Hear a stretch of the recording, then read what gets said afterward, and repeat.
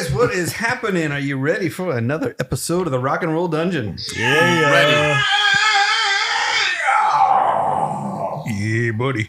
All right, to my left, we got Steve-O in the house. Yeah, you do. And Danimal in front of me. Danimal. Sublime to my right. I'm here. And me, Rusty Bones. Rusty Bones. We are set for a pretty good show today, guys. A good lineup. We'll save that for a little bit later because first we're going to have a little taste of bourbon and kick this bad boy off. All right. Tonight we are having Hooker's House bourbon. Hooker House. I mean, do I need to say more?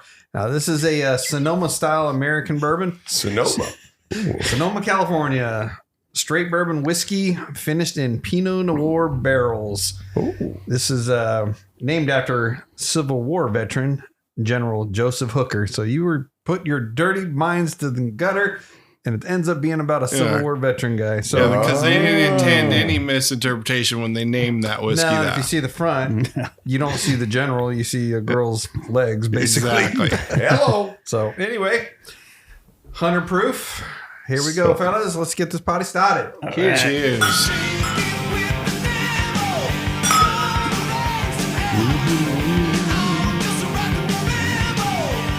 I feel violated. Whoa. Woo. Not bad. Interesting. Sweet. What do you think? It tried to hit my sinus for a second, and then it said, nah. The It was like real Pinot quick. Noir cask that it came in. I don't know why I get a note of that wine. This is one of those ones that would be good if you were in the snow or something. Mm-hmm. It's a warmer. It's a body warmer. This could be part of the snowshoe. Well, this is a bold and spicy character of this bourbon and is matched by the general sometimes outrageous and indulging lifestyle. Whoa. Really? What's up? What's up, everybody? What's up, Dan? Hey, guys. Dynamite. So we got a recap here. We went and saw Judas Priest We did. together. Woo. And- You were unleashed in the West Side. That's right. East and the West. And they were amazing. Indeed. Didn't disappoint at all. I think the only hiccup was in the very beginning when they started. There was no low end, but they got that dialed in about mid-song. They did, yeah. Ian Hill there was something going on with the bass, bass specific, because the kick was in. Yeah. Kick was in, but there was something going on with whatever the output on Ian Hill, the subs. Yep. Once they got it going, though, it was it was killer. nice. And we got the hookup. We had a VIP booth. Yeah, it was nice. It was a What's it great called? way to The see a show. YouTube theater. YouTube Theater. They in a suite. they blessed us with some nice righteous accommodations for a show such like that. Yeah. Absolutely. Good grub and drinks. Everything was there. And Yeah. It was swell. Amazing event. Yeah. I would say one song I would have liked to heard if there was any disappointment, which there really wasn't, but I'd like to heard Metal Gods. Would have been cool. Me too. That was the one that was missing, I thought. Yeah, there was no Sentinel. That would have been that my one number too. one of any song. Out in the Cold, I love that song, but I didn't expect them to play that. But there's so overall, great many. show. I mean, the Priest Oh, yeah. catalog is so extensive at this time, and every era is got great moments. I mean, obviously you got your 70s era, which is Sad Wings of Destiny and those Sin After Sin. I mean, great stuff. And then the 80s, they were huge along with heavy metal in general. Oh, yeah. And they were hitting Sinner, Oh, hitting Victim of Changes, hitting it all. And then giving me the 1-2 punch with the Hellion. Oh, yeah. Screaming for Vengeance. Yeah, when that hits, that's just It's so a beautiful impactful. thing. Then I get the Green Manalishi. Oh, that's right. And then we got all the British Steel stuff. Come on now. They played a decent amount from Screaming for Vengeance, too. Yes, they did. Yeah, they did. Which I was very happy with that. I have not seen Priest in many years, and it really stirred up those good old feelings. You like that old town I rock and roll? was a young lad again, feeling ready to go. And then, of course, Sabaton opened up for them. That was a good Yeah. good time. Those guys were glad to be there, having a good time. It was good, solid, sing-along power metal, just like power metal is supposed to be. And they were It's having a like, good time. They were, but they were good. I enjoyed it. That was. Yeah, I did too. Why don't we move forward, Oh. Dan? Let's go to the next part of this.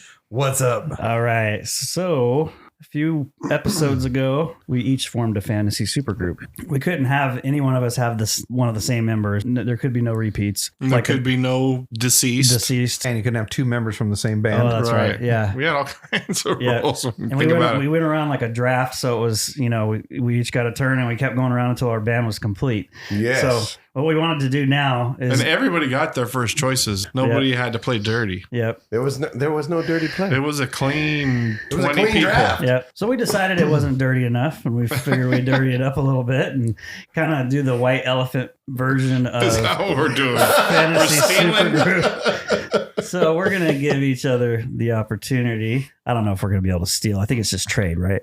Or you can choose someone else. Maybe still sitting somebody out that's there on the waiver on the bench. wire, just hanging out there waiting to be drafted. Yes. Or you can propose a trade to one of the other teams. Alrighty. I got it. Well, let's get her rolling. Chad, you want to start? I'm not trying to poach anybody with a trade. I believe Alex Van Halen has retired. It sure sounds like he's retired. And Well, he sold all looked of his like gear. he was retired. Sold all of his gear. I watched a recent interview with him where he was walking with a cane, basically. Yeah. Yeah, I mean, he seems like he's in that time of life where he is helping people look back at it and telling the story and basically celebrating what had happened and that it happened with his brother and a lot of family elements to what he's been talking about. But while we're on it, that Alex Van Halen interview is worth a watch. It's with Ariel Levy. I believe she's the one who wrote the book with him. She's interviewing him and, helping him kind of remember some of the storylines that they'd obviously had discussed. You can tell right away because at first I was like, who's this girl and why is she feeding stuff to Alex to say? Anyways. Sounds like a it's good. Dungeon Recommends, not your super group. Well, I know, but Or are you dumping Alex him? is my drummer. And so he's retired. So I went to the waiver wire and I Who'd you pick pulled up? Tommy Lee into my super group. Nice. So Tommy Lee will be the drummer along with Jeff Tate on vocals, on guitars and BGVs, and maybe some leads too. We don't know how we're going to write these songs, but Dave Manichetti and Adrian Smith. And then on the bass, and he can sing too, Geddy Lee. I have a vocal powerhouse band and a bunch of shredders and good songwriters. My super group is the super of the supergroups. I'd go see him. All right, Steve-O, what do you got? Oh, is it my turn now? Well, my band, which is called Stupid, if you go back and you hear it, this lineup is stupid. But there were real internal problems going on. There was one guy in particular that couldn't seem to get his act together with the other players. Oh yeah. He was the only guy with makeup on his face. And so they all said D. Snyder? Didn't quite it fit was D, right? No, it wasn't D. Snyder. It was Gene Simmons. Gene had a Gene. problem with the band. He didn't want to split it 5 ways. He was saying there is no way he's splitting anything 5 ways. Like if he's here, I own this thing and everybody else is a hired guy. everyone else is a hired gun. And the part that worked out poorly. Poor Gene. Even people who don't know him just make fun of his money ways. When that happened, Jimmy Page literally walked out and left me high and dry. So you lost a couple members. I lost 2 people. I Okay. lost 2 people. So who's left? So who's left is Sammy Hagar on vocals. Good. I got Wolfie Van Halen, who's going to be my keyboard player here. Right. Although he could be utility. However, he's a utility. He can play bass, he can play guitar, he everything. can sing, he can do all that. Play He drums. can do that. And I got Dave Grohl playing drums for me. He can do a few things too. He can do a few things too. You And have the utility band. I sure do. So when Jimmy Page just walked out because he said, I can't do this anymore, I said, well, that's fine. Because I'm going to call Ace Frehley lead guitar. Which you can do because Gene Because Gene got left. kicked out or Because left Gene or got whatever. kicked out.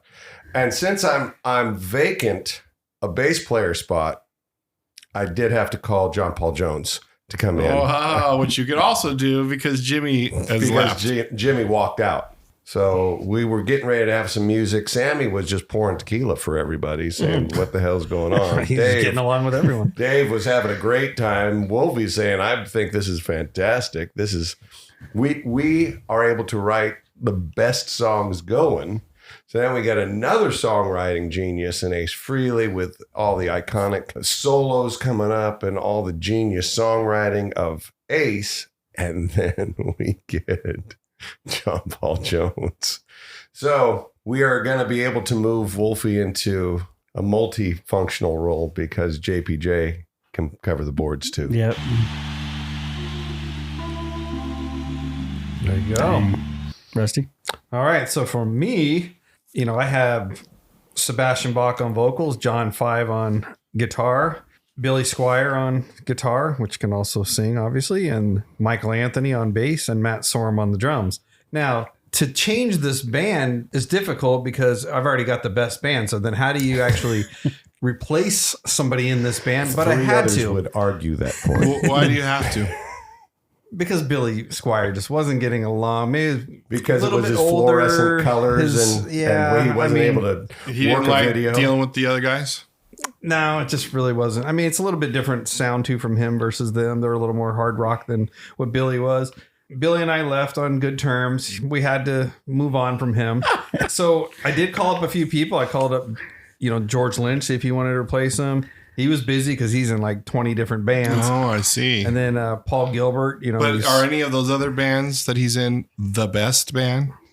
No, but it so he holds turned his down name. the best band. Yeah, but it holds his name. It's either George Lynch Soul or Lynch Mob. So it was an ego thing. Yeah. Oh, yeah. He passed it up. Okay. Yeah, George passed up the best band for ego. I gotcha. Yeah. I reached out to Paul Gilbert, but he was busy too. I mean, he just finished with Mr. Big doing guitar lessons. He finished that. He's doing guitar lessons. He's doing some other stuff too. But out of nowhere, it struck me. I'm like, Michael Sweet. He can play guitar just as well as Billy, and he can sing.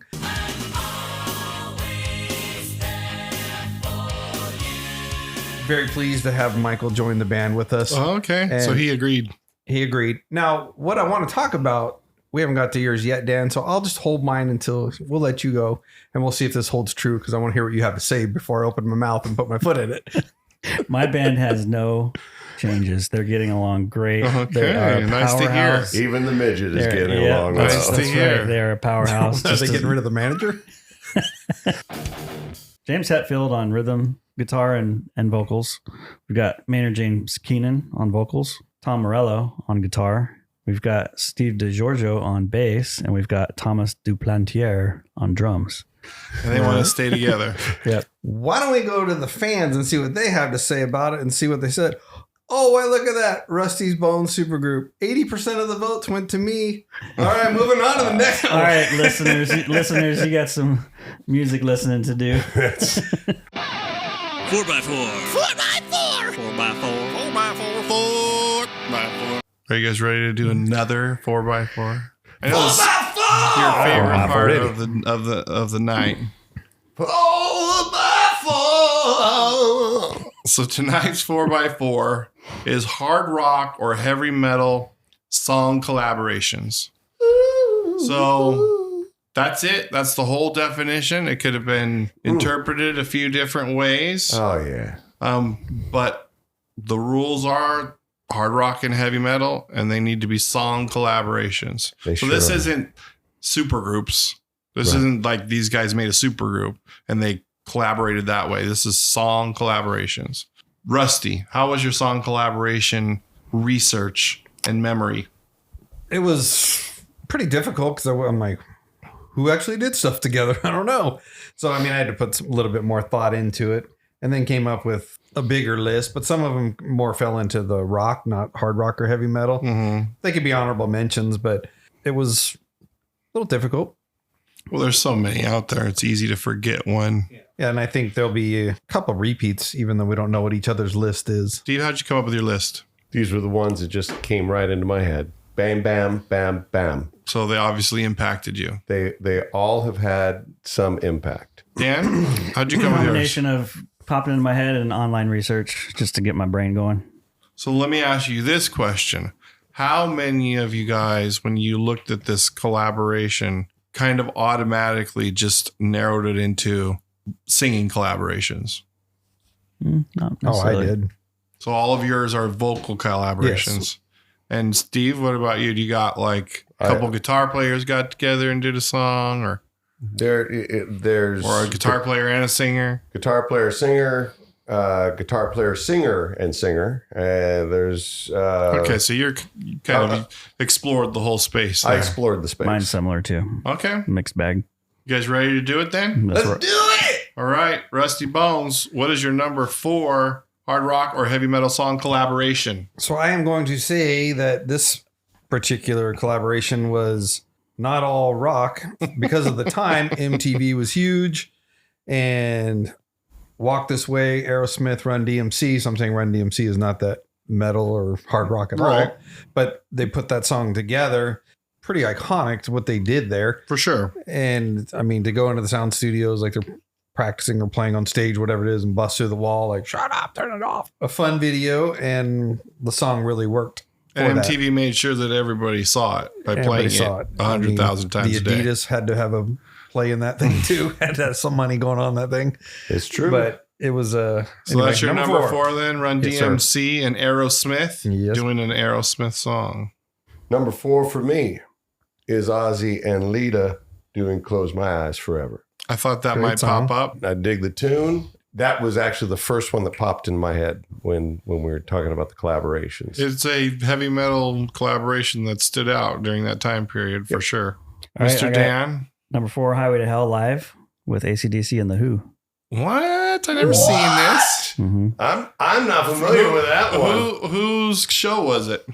Was it AC/DC show or the Who? AC/DC show. And Who Pete, from the Who was Pete? on the stage? I don't know all of you're the gonna have to members. send me the link Yeah. on that one. I've The whole never. band was up there? Not that I'm aware of. No. So you've only heard the audio of Yeah. it? Okay. Okay. Well, Cool. my number 4 is much in the same vein as Rusty's number 4, but this is the first one, the more legit one, and it's the hip hop becoming more metal as opposed to the rock becoming more hip hop. It's Bring the Noise from Anthrax and Public Enemy. So I did that as an honorable mention. It's on my list. So it won't be on my list, but it's on my honorable mention. So great Does it song, need to great be? collaboration. It's right there. He did the opposite of exactly what I just said. So yeah, or my pick, I should say. All right. So Number 3. when we started this segment, I said there'll be some repeats. So already we have one, and we're going with Lita Ford and Ozzy. Close My Eyes. Oh. So Nice. we're on the same page there. I actually thought that would be on your list. I wasn't so sure it would be on his list, but Yeah, it's interesting because my number 3 is his number 4, the Aerosmith and Run DMC. okay, you There guys you are go. wavelength in it. Usually it's you there was two. a bit of a wavelength.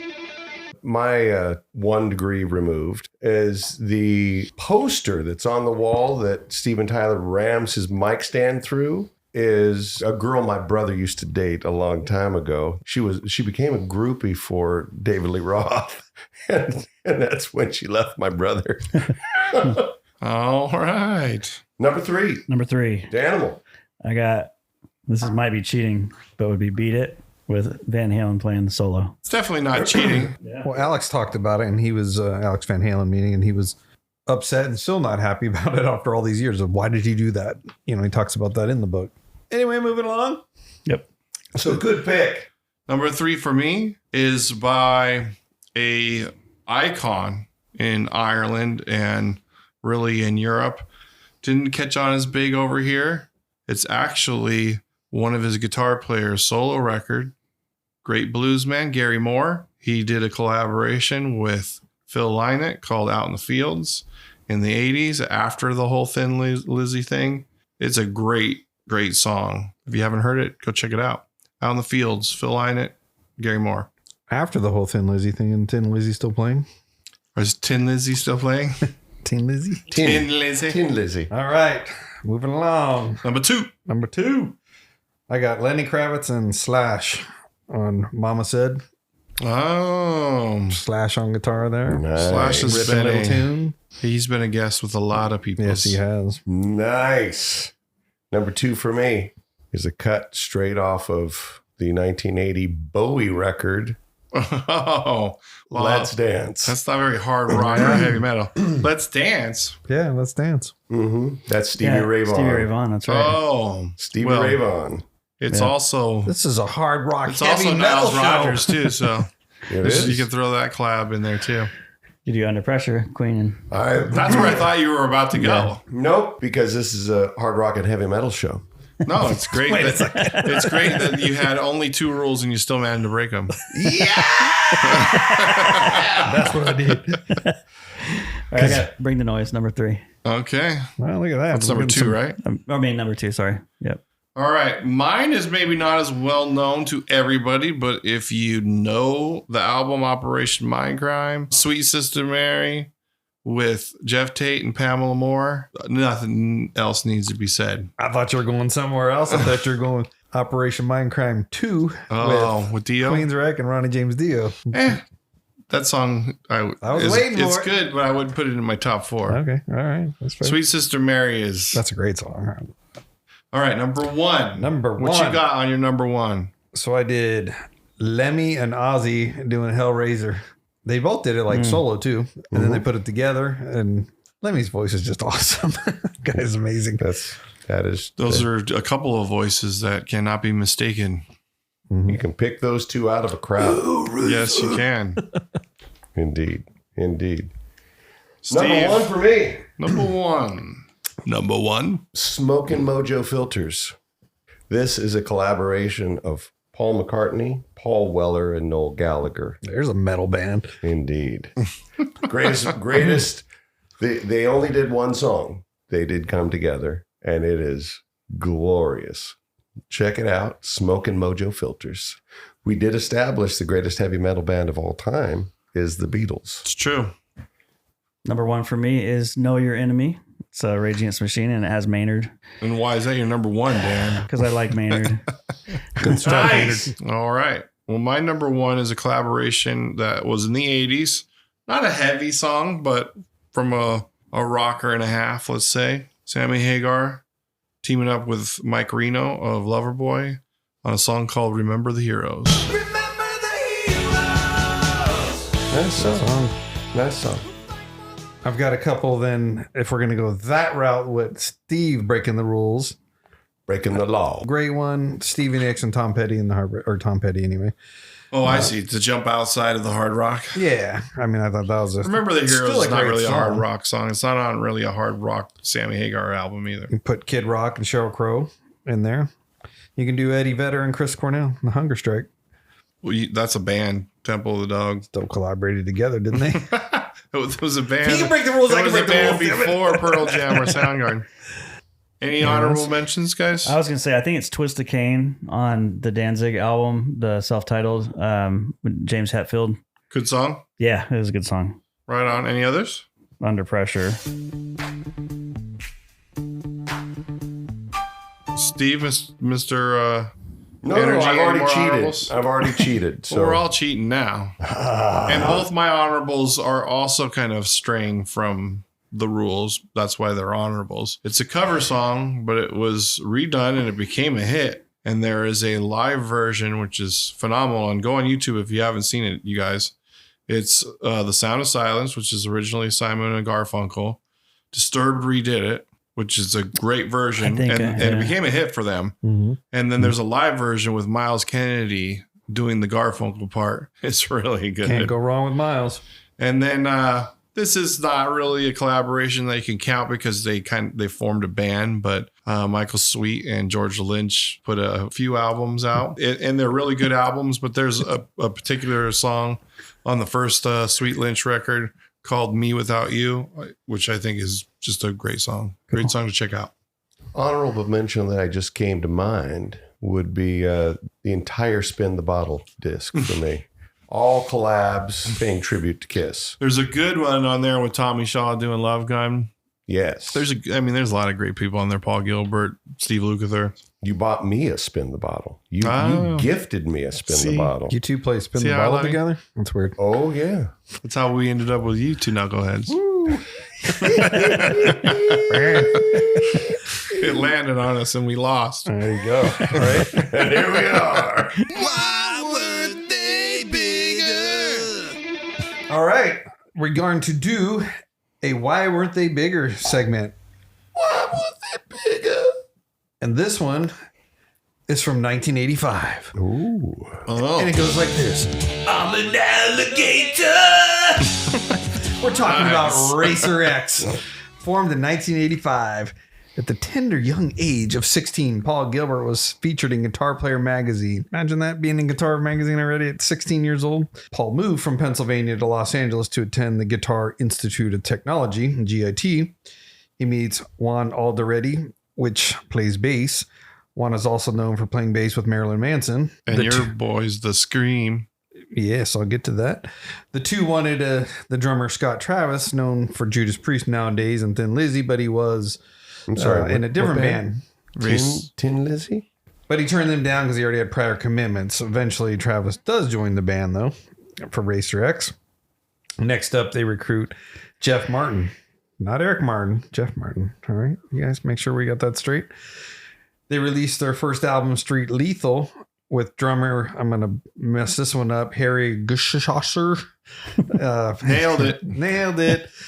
And anyway, Paul Gilbert is gaining notoriety and compared to the likes of Yngwie Malmsteen and Randy Rhoads with playing a neoclassical style. On the Street Lethal album, he does play homage to Yngwie with the song called YRO. Which stands for? Yngwie Ripoff. And Paul also has a song, Bro, which stands for Bach Ripoff. So Paul has a sense of humor. As you see him on stage, he does for sure. During the Street Lethal time, Gilbert is still teaching at GIT for a steady paycheck, but momentum is building up and down the Sunset Strip for him, and Racer X can be heard on the KNAC radio out here in Los Angeles for the song Getaway. One of Gilbert's students catches his eyes, Bruce Bolet, and now they have two guitars, which adds to the thickness of the sound, and they can play lots of different stuff with this. I mean, the foundation of the foundational sound, even though we're going to the second album here, is set with these two guys. So it's a bunch of GIT shredders forming a band. So in 1987, they released Second Heat, my favorite album from them. I believe it's yours too, Chad. Yep. The song Heart of a Lion was a Judas Priest song dropped on the Turbo album. So Rob Halford gave it to them as a gift. Like, here you go. But then Halford did later record it on his own solo band. And it's, as far as songs go, not just shredders, but on Second Heat, that's the best song. So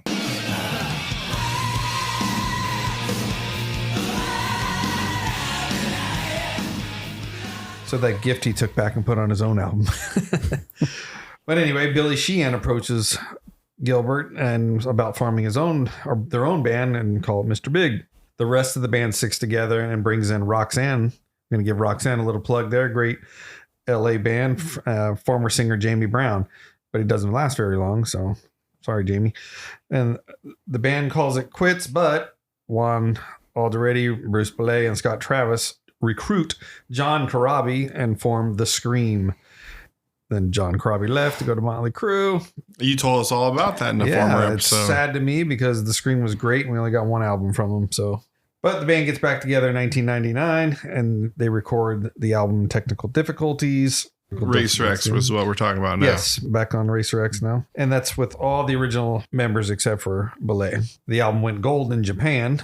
And then Superheroes album released in 2000 is picked by a lot of fans as the favorite. There are some really good songs on there.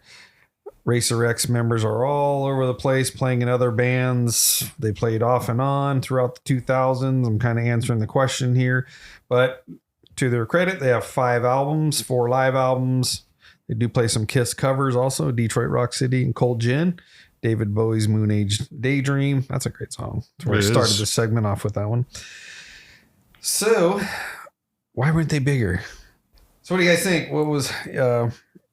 I know you're very familiar with Racer X. I'm very familiar with Racer X. You guys are familiar with Racer X at all? I'm familiar with the Paul Gilbert portion, but I think you're nailing it when you've got a group that's playing all over the place, different bands and different configurations and how seriously is the band? Oh yeah, they were going for it. I saw them live. I was backstage at one of the club shows because one of my friends' bands was opening up for them, and got to talk and hang out back there. They were going for it. I mean, they had their look. They had all of the fluorescent pink and green amplifiers all over the stage. So they had a vibe, but it's shredder music. So there's only so much of an audience of that. Racer X was Dream Theater before there was a Dream Theater. In the 80s, this was the band that was filled with shredding players. It really up to that point, there was only individual guitar gods that were playing like that. And then this was really the first band that was like, hey, everybody is virtuoso. They were great, but I mean, you're watching that style of music. And so for us, who are musicians, it's phenomenal and great, especially great live, but it doesn't have a mass appeal. It's a musician's band. And they all know that. And they all desired, I think, a little bit more of a mass appeal. And it wasn't like they didn't have elements of it there is vocals and there's some good songs, but it's a lot of virtuosic playing. I think too, like the crossover into the 90s with grunge coming in and Garth Brooks, the shredding thing was starting to kind of, it had run its course, I think, at least for a while there. I mean, there's exceptions to that. You had Pantera with Dimebag, and there was, underground bands that were getting even more extreme. But he was already a guitar god even before that time period. So, I mean, you had virtuoso stuff going on, but it was kind of more in the underground. Yeah. It doesn't surprise me that they didn't make mainstream. But I mean, playing neoclassical like Yngwie, I mean, they had songs with lyrics and words where Yngwie might have multiple songs with no lyrics. Racer X had instrumentals too. They did, but I'm saying like it was much more vocals and everything in the songs as well. And it was marketed as a band. It's Racer X and these are the players. I would recommend it to people, and I would say, get that Second Heat album. I mean, start there, see if you like it, and then dive into the other stuff. But check them out. Great band.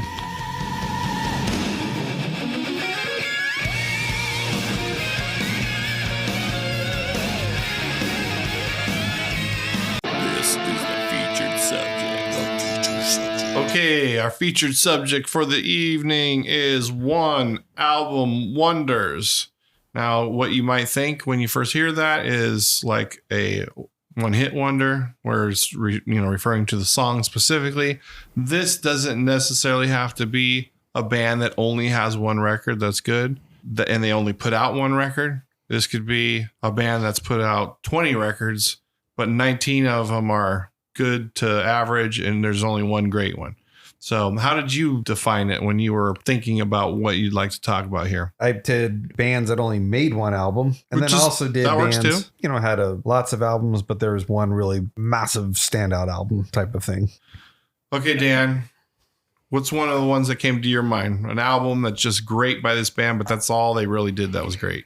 I would say the band is called Control Denied, and the album was called The Fragile Art of Existence. It was Chuck Schuldiner from Death, and he did that. That was the last album he recorded, and he had hired an actual vocalist because his music was all growling. It was him doing death metal vocals, and he hired a singer. I can't remember the name of the singer, but it's basically his playing and the technicality of the drums, but it's got a lot of melody in it, and then with really great vocals on top of it, and they just did that one album.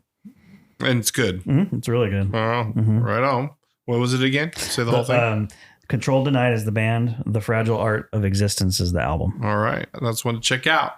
So I did a Damage Plan, Dan. There you go. Damage Plan on there. So if you were going to do it. They only have the one record? Yeah. Yep. So if you were going to pick that one, I took it. I think of that one. Well, we're just discussing it. This isn't a list.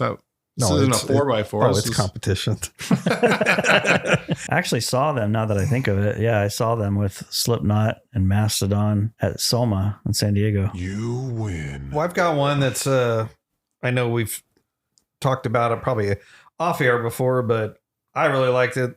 I think someone said they didn't, but Sex Pistols. I mean, they had one album and never mind the bullets. Great. What's that? I think it's almost unlistenable. I think it's to great. Me. Do you like that record, Dan? I like punk rock, so I can appreciate it. But do you like that record? Never mind the Bullocks. I don't really ever spin it, but I think it's more of a like I can appreciate it type of thing, and I listen to it. Well, I mean, you know. it's an iconic record and so on and so forth, but Holiday musically in the Sun, for me, Anarchy and in the UK. There are punk rock songs I do like, and there's even punk bands that I like, but usually they're the ones that have a little bit of melody in them, like Bad Religion. Yeah, never mind the Bullocks. To me, it's almost unlistenable. I would agree with that. I've listened to it one time all the way through, and for me, that was enough. Since we're on punk, there is a punk band that was technically the oldest punk band, the original first punk band. Really? I think I brought this up before. The band's name was Death. And they're back from the 60s, right? Yeah, from the 60s. There was a recording. They recorded an album. It was in one of the band members' mother's attic or something like that. And, Yeah, and there's a documentary on it if you look it up on you did share that Netflix. before. The album's called For the Whole World to See. The main guy died not too long after they recorded that, I believe. And they did reunite, and then the band they reunited after he died. Well, no, they like with him, because that would really draw. It is called Death. The band is called Death. No, but when they got notoriety, and then in around 2009, I think it was, with the documentary and everything, I think Henry Rollins had a big part in getting them noticed. They recorded another album. I think it's called 3. Very cool. Very cool.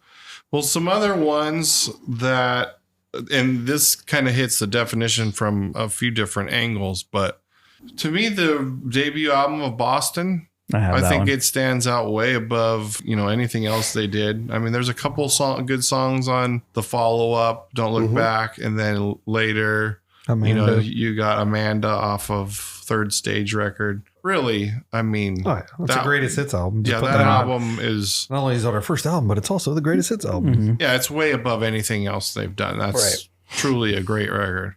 Temple of the Dog. I put that on here. They've only got the one record, and of course they went on to become Pearl Jam and Soundgarden and Coverdale Page together. It was a pretty good album. Now talk a little bit about that record, because I missed the boat on that record, but I have heard from a ton of people actually, and I don't know why I keep forgetting to go listen to that record, that record is phenomenal. I don't know if it's phenomenal, but it's a good record. Coverdale's voice, Jimmy's guitar. I mean, it goes great together. They had the one big song that was on the radio and on MTV a lot. I like that album. Yeah, it's a great really album. Good tracks on there. A band that's one album wonder. It's a wonder how these people got together and made one album. But Contraband, if you remember them, Bobby Blotzer, Tracy Guns, Cher Peterson of Vixen, Michael Schenker, and Richard Black of Shark Island made an album. So All the Way from Memphis was the song that they were recording there. And then going to your Boston, kind of that era too. I mean, Fleetwood Mac Rumors would be the greatest hits album, like all in one album on that one. But they have a few great records. They do, but that one's like, again, this is going to be your Projects in the Jungle. That album's amazing. Yeah, I mean, if you go down that road, then you could probably pull Hotel California out and get rid of all the rest of those Eagles records. No way. Oh, it doesn't work now? That doesn't work at all. Now for my most controversial one that I'm going to say, one album wonder. Appetite for Destruction. I don't think that's that controversial, actually. I mean, the other, Use Your Illusions, I had half of the songs. No offense to them. Love that band. They already put those songs out. They're playing in the club days and all that stuff, and just made 2 albums that they could have made 1 album out of, in my opinion, for new material. So, I mean, but again, I'm like that basement guy that has the original version of Live Like a Suicide. Dug those guys, so I had all these bootleg albums from them. So a lot of those songs I already knew from. So it was kind of a disappointment when they came out, and it's like, I already know these songs. That's a good point, though. I think, I really have only resonated with Appetite for Destruction. Like the other stuff, once it came along, I was like, I liked Use Your Illusion 1 and 2. I didn't have all those bootleg stuff of Guns N' Roses, so it was all new stuff. But even though it was all new to me, you could still kind of tell, hey, let's just get every song that we've written on record. To me, those are definitely not killer no filler records. Mm-hmm. That's killer a lot of filler. So that's what I'm saying. Records. Like, when we talked about the criteria for this thing, there was those bands that made 1 album. There was the bands that had that one a album, standout album. And then this one was like, boom, the one album wonder that was every song was played on the radio. So here we go. And this is just a list, and I'm not going to get into too much of it, but I would throw a debut album, Winger, and everything after that just seemed to be kind of flow by the I have to disagree with that one, Stevie. I know you would. In the Heart of the Young is one of the best records, not even just Winger records. Hey, I'm just running it out as it's hitting my head. I would throw Warrant in there, the first record, Black and Blue. I don't know how many records they have, but the first one they put out is the best one. But there's a lot of good songs on the second record. Again, this is an opinion show. Mine's factual. I'm going off my recollection of things that I remember from 40 years ago that I'm not necessarily grabbing right now. It's like, oh yeah, that. So to you, there's one album that you connected with, and the rest of you didn't connect. Yeah, and that's the exact criteria. Black and Blue. I think I got all their albums. I like all of them. Hell yeah. In Heat. I mean, I think there's some great albums there. And Warrant. Even after Janie passed, Robert Mason came in and done a great job with those. Even Jamie St. James from Black and Blue was in Warrant as well. That's right. Well, we want to bring attention to some of these records that people might have overlooked. I mean, anybody can go on the internet and Google one album wonders, and you're going to see, some of the stuff like Boston that everybody says. But, when we're talking hard rock and metal, it's nice to draw some attention to some bands that maybe only had one good album, but you didn't even know about it, which we've named a few of those. We're always knocking back to that time and that era to remember what was great and let people know that it's still great. The Dungeon recommends. All right, guys. That's a wrap for the show. Supergroup mix up a little bit there. We had the hard rock or heavy metal song collaborations. Why weren't they bigger with Racer X and the one album wonders? You guys got anything to pimp out there? I just wanted to say follow us on Spotify and vote for my supergroup. Just one vote, just please. I just want one. Name alone. Participation trophy, Bring please. it up. Bring it up. I wonder if you can get AI to generate a tune. Here's the members of this band. Write me a song. You absolutely could. Yeah. You have to give them credit if you actually recorded it.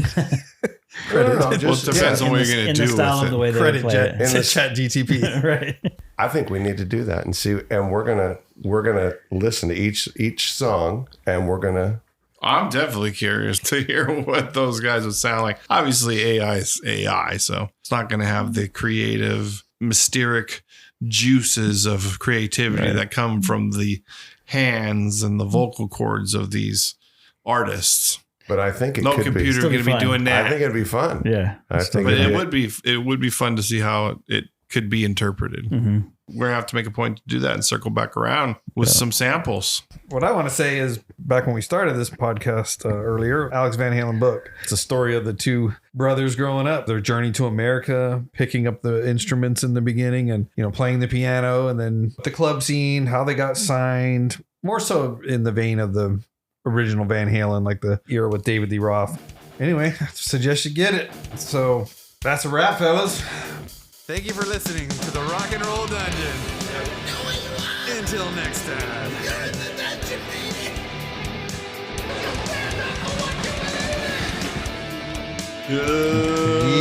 Good night. Happy trails.